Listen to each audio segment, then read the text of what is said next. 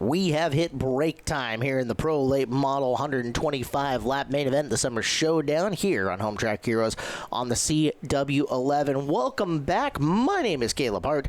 He is Kyler Hope. We've had a lot of fun in the first 75. 50 to go, Kyler, and anything can happen here. Yep, 50 lap shootout, 15 grand on the line. Drivers are in making the last adjustments that they can, getting those 2 fresh tires on, and it's going to be gloves off racing from here on out. Not just tires, adjustments going on in the pit area as well, so you might see some different handling as the field back on the raceway. Hey, our segment brought to you by Speedway Chevrolet. Visit Speedway Chevrolet and RV Center in Monroe for customized trucks, lifted trucks, work trucks, and Speedway Chevrolet can locate the truck that fits you best. Speedway Chevrolet and RV Center also want your trade and will buy or consign your vehicle or RV and take the hassle out of selling it on your own. That's Speedway Chevrolet. And the Speedway Chevrolet pace car pulled off 50-lap shootout. Here we go. Derek Thorne gets a great jump in front of Donnie Wannett.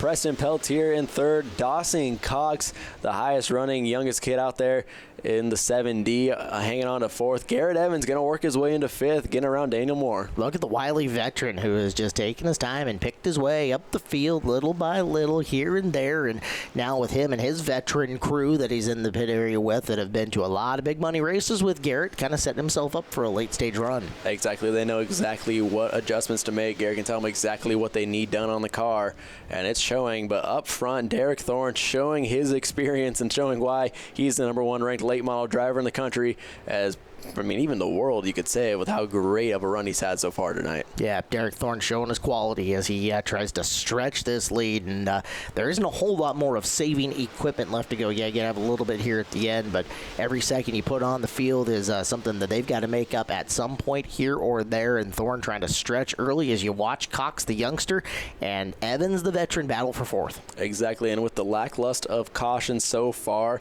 you can only expect that the drivers will keep doing the same as we go into 48 laps remaining, coming on 47. Only one car out of the race from any sort of incident. That's Dustin Ash on the first lap. Yeah, so it's been a clean race so far. How cool is that? You know, there's late model racing's gotten a bad reputation over a little bit of time of being crash fest. Here we've seen a singular caution out in this race, and drivers doing a great job running each other clean, giving each other room, and we've seen a lot of action. Exactly. We had the one car spin of Hayden Plybon, and he's actually pulling in the pits, and he's going to park it. So tough break there. He was 2 laps down from bringing out the caution, so tough break for the 55, so he's not coming out on track anymore. He's going to park and start getting ready for next week's Super Late Model 200 lapper. But this battle right here inside the top 5, we got 4th, 5th, and 6th on your screen right now. Dawson Cox, Garrett Evans, and Daniel Moore in that 16 car. Haven't talked a lot about Daniel Moore, but he's having a nice run in that 6th position, just on the outside looking in right now, and I'm sure content to let Garrett try to work over Dawson, try to make him make a mistake. You'll probably see him close within a couple of seconds and see if he can do something. Speaking of closing, that is the battle for second. Yeah, you read my mind. There goes Preston Peltier, and he's all over the back bumper of Donnie Wannett. I think Peltier knows it's go time now, and he can't let the 43 get too far in front, or else it's going to be no catching Derek Thorne. Let's see what Peltier in that 48 car has for the 89 of Donnie Wannett going into turn #1. If Wannett's going to be a tough pass, and Wannett has shown his quality all race long, Peltier's got to go. You can't. Thorne himself will be a tough pass if he can even get to him. So you got to get around the 89. You got to do it quickly here.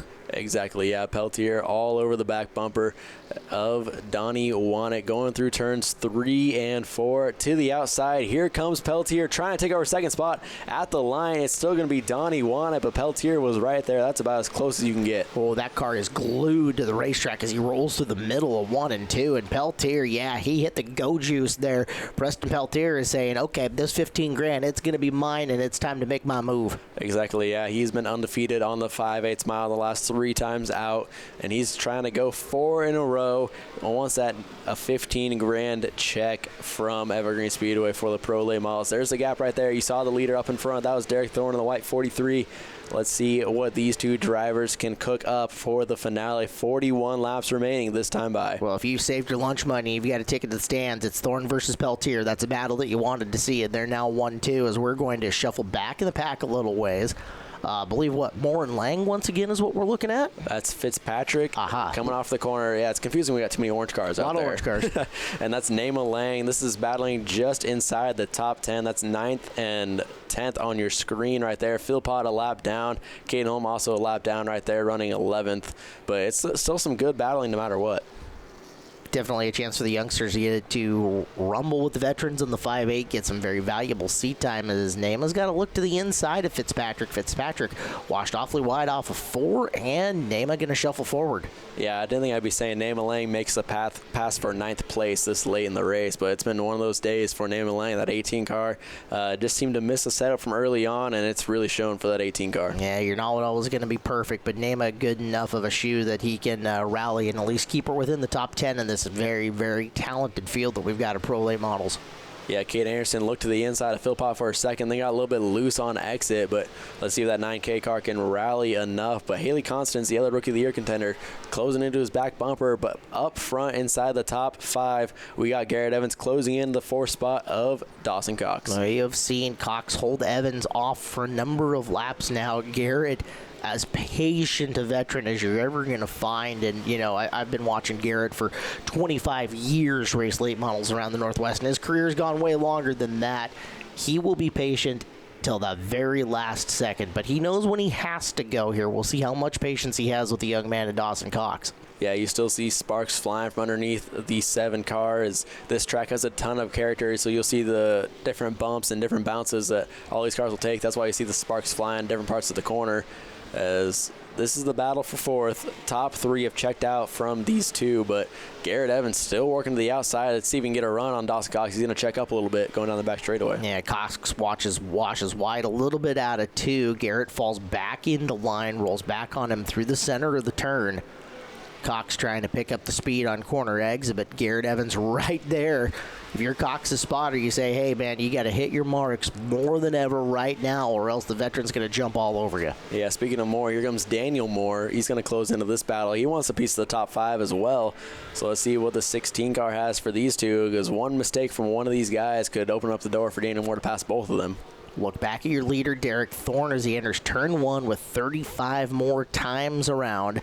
Here at Evergreen Speedway, running in the 5/8 for the Summer Showdown. This is the Pro Late Model portion of the program. And again, next week, the Super Late Models in the 5/8, 200 laps for even more money. Yep, 200 laps, 31 cars in the pits, and 25 grand to win. But the only thing on Derek Thorne's mind is that 15 grand tonight.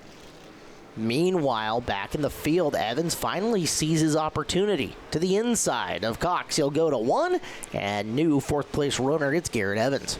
For the moment, Dawson Cox diamonds the corner, but gets really loose. You saw him put a ton of right hand into that wheel, and he's able to save it from spinning out like we saw Hayden Plybon do earlier. But Dawson Cox tried to get that run, tried to diamond the corner, just not enough to get to the inside of Garrett Evans. So Garrett Evans, your new 4th place runner, and Dawson Cox, Daniel Moore was able to close in on these 2 quite quickly. Yeah, the professor took the student to school right there coming off the turn, just waited and bode his time. Bided, either way. He was there when he needed to be, and up into 4th. Now, long distance, I believe, between Garrett and top 3, but we'll see if he can make up any of that gap. He still has some time to do it. We're 32 laps to go. Exactly, and Derek Thorne goes down the back straightaway, gets around Bill Burby one more time, putting him a lap down, but it's still running out there, so completing all laps is all you can do from a small team. There's the lead over Preston Peltier. We'll be back with more action right after this.